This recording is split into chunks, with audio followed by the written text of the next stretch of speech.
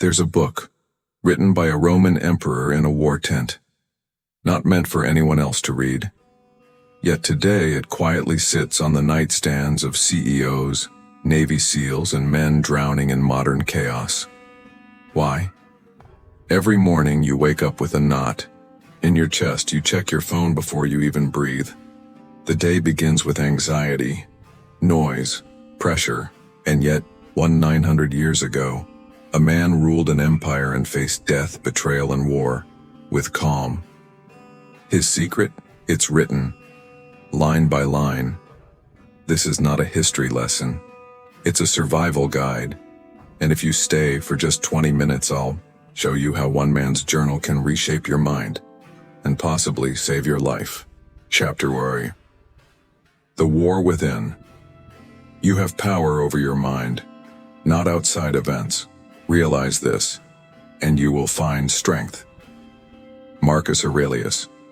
There's a silent war happening in your life. No one sees it. No one talks about it. There are no bombs, no blood, just a quiet, persistent exhaustion inside your mind. You wake up in a modern world, Wi-Fi, coffee, smartphones, everything you ever wanted. Yet inside, there's chaos, anxiety, confusion, and no one ever taught you how to fight the one enemy that's been draining you the most, yourself. You think your problem is work, money, or other people. But let's be honest, how many times have you conquered the world, only to lose the battle in your own head? Marcus Aurelius felt the same. He wasn't a therapist, not a self-help guru, not a monk. He was an emperor, the most powerful man of his time. And still, he wrote a journal just to survive the war inside his own mind. He wrote, "You have power over your mind, not outside events." Simple words, but they contain an entire world. Marcus didn't try to control the chaos outside. He learned to control the storm inside. And that storm is the same one you're facing, and instead of running, he sat down. He wrote, he questioned, he faced it. You have power over your mind, not outside events. Realize this, and you will find strength. Marcus understood something most of us refuse to admit. Your thoughts are not you. They're echoes, reactions, old habits on loop. The more you run from them, the louder they become. The more you avoid your fears, the more they consume you. Marcus didn't write meditations to become a philosopher. He wrote to survive. Inside his own mind. You may lose your job. You may lose someone you love. You may lose everything you once thought defined you. But if you can hold your mind, you still have everything. It's not what happens that breaks us. It's how we interpret what happens. You're fighting every single day. I know. And I don't have all the answers. But I know this. If you can master your mind, you can change your life. The question isn't how many fears you carry.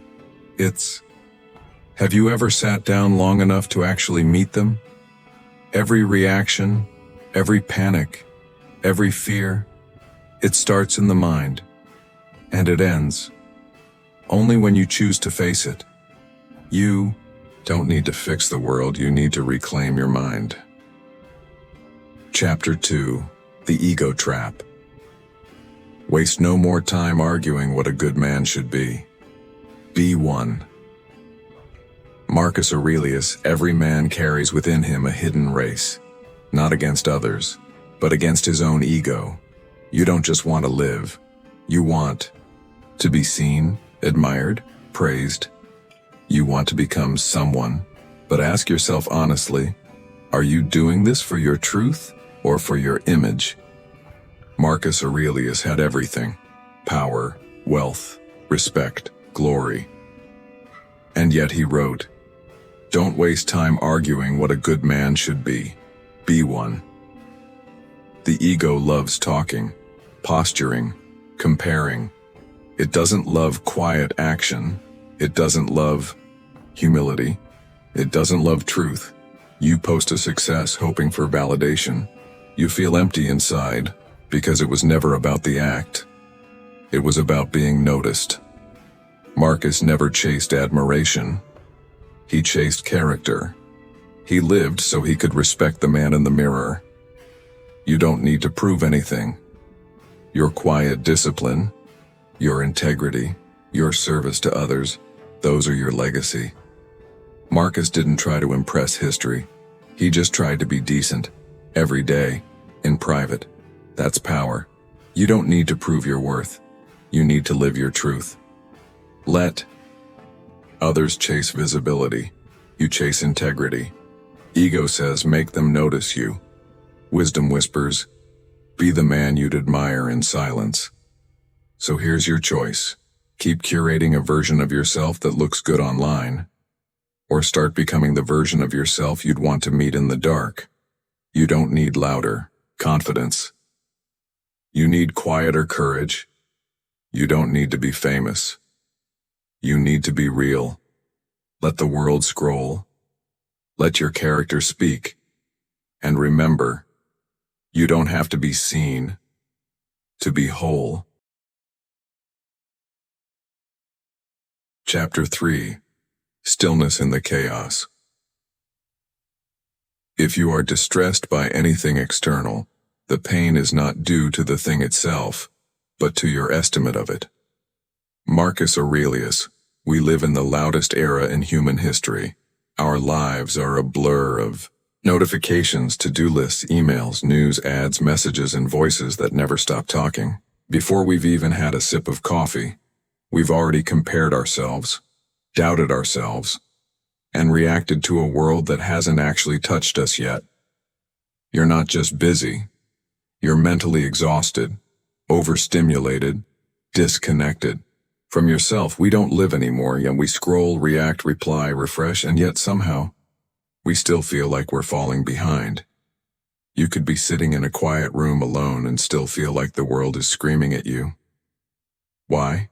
Because your mind isn't quiet. Because the real chaos isn't out there. It's inside. Let me ask you something. Have you ever checked your phone, seen a message that said, we need to talk, and suddenly your heart starts racing? You haven't read the message yet. You don't know what it says. But your mind, your assumptions, fill in the blanks. I'm in trouble. Something went wrong. They're upset. But then you open it, and it's just about rescheduling a meeting. What hurt you wasn't the message. It was your reaction. This is what Marcus Aurelius meant when he wrote, if you are distressed by anything external, the pain is not due to the thing itself, but to your estimate of it. The email didn't hurt you. The delay didn't hurt you. The traffic didn't hurt you. It's the meaning you assigned to it. The story you told yourself. The narrative that plays in the background of your life, without your permission. This is the chaos Stoicism talks about. Not just war and politics, but the mental noise that hijacks your peace every single day. You don't need to control the world. You need to learn how to not be controlled by the world. Stillness isn't about avoiding problems. It's about learning how to face them without losing yourself. Stillness is turning down the volume of everything that doesn't matter, so you can finally hear what does. It's the deep breath you take when you want to yell, the pause before you react, the clarity to say, this moment doesn't define me. Stillness is strength. It's when you sit in traffic, and instead of spiraling about being late, you realize, I can't change this, but I can choose how I carry it. It's when someone criticizes you online, and instead of letting your day spiral, you remember, their words only have the power I give them. It's when life feels like it's spinning out of control, but deep down, you're grounded. Because you've trained yourself to respond, not just react. You see, we were raised to think success is speed. faster answers, faster goals, faster everything. But Marcus knew the truth. A slow mind is not a weak mind. It's a disciplined one. The people who move the world, the real ones, are not the loudest. They're the most anchored. So ask yourself, when was the last time your mind felt quiet? When was the last time you sat in silence, not just without noise, but without judgment? When was the last time you stopped running and just let life catch up to you? You don't need more motivation. You need more mindfulness. You don't need to win every moment. You just need to stop losing yourself in it. Stillness isn't something you find. It's something you return. So when you remember who you are, and that remembering, that's where your strength begins. Chapter 4. Memento Mori. You could leave life right now. Let that determine what you do, say, and think. Marcus Aurelius. There's a truth we all know, but we bury it under distractions. This life, this breath, this day. It's not guaranteed, but we live like we have unlimited tomorrows. We argue over things that won't matter in a week. We hold on to pride instead of saying, I miss you. We scroll for hours and tell ourselves we'll chase our dreams someday. But what if someday never comes? Marcus Aurelius didn't write about fear. He wrote about clarity. He didn't want you to obsess over endings. He wanted you to wake up to beginnings. You could leave life right now, he said, not to scare you, but to sharpen your focus. What would change if you lived with that awareness? Would you still waste time proving yourself to people who don't care? Would you still carry the same resentment? Would you still wait for the perfect time to start the life you really want? Or would you finally say it, finally write it, finally forgive them, finally show up? We avoid thinking about limits because it makes us uncomfortable. But in that discomfort is truth. And in that truth is freedom. Think about it. What if, this week, was your last chance to say what you've been holding in? Would you speak softer? Would you love harder? Would you stop waiting for someone else to fix your happiness? Memento Mori isn't morbid. It's a mirror. It reflects the life you're living and the one you're still postponing. You don't need to panic. You just need to pay attention to the little moments, the unspoken words, the people you keep saying later to, because later is a story we tell ourselves. The real moment is now. Say the words, make the call, book the ticket, let it go, or let it in. Whatever it is, don't wait. You don't need to do everything today, but you need to start living like time matters, because it does. Time isn't a guarantee, it's a gift, and the best way to honor it is to live like you know it won't last forever. Chapter 5. The Stoic Legacy. The best revenge is not to be like your enemy. Marcus Aurelius. Marcus Aurelius ruled the Roman Empire, but he didn't live like a ruler.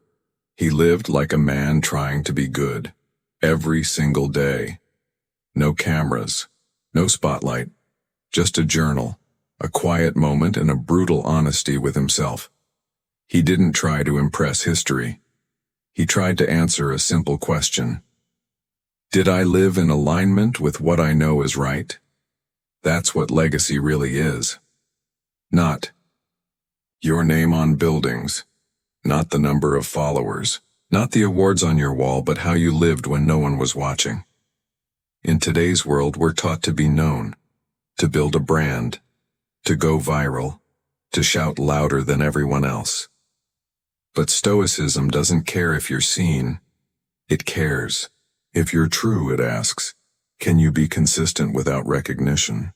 Can you be kind without applause? Can you be excellent without being rewarded? Because real legacy isn't about attention. It's about alignment. You don't need to rule an empire to leave a mark. You just need to rule your impulses, your habits, your choices, and every day, you get a chance to do that.